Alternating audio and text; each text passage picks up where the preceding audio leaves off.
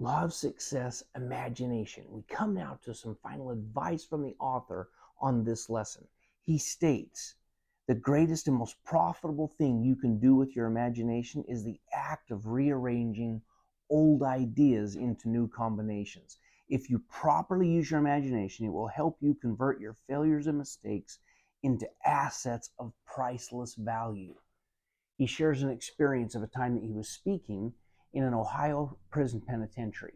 And he looked out into the audience and he saw a business associate that he had had more than 10 years previous. And he spoke to him after the meeting and found out that he'd been doing some amazing things. He was put in prison for forgery.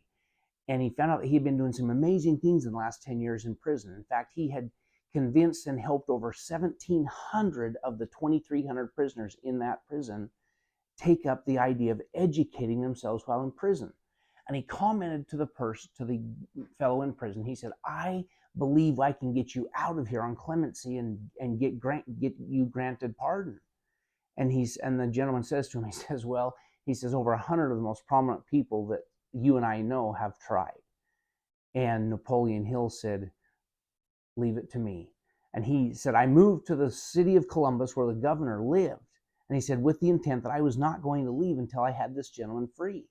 And he says, I simply went to the governor and I laid out my case. And he said, I believe that this man can help 160,000 prisoners throughout the United States, just as he has done with these 1,700. And he laid out his case as to what he had done.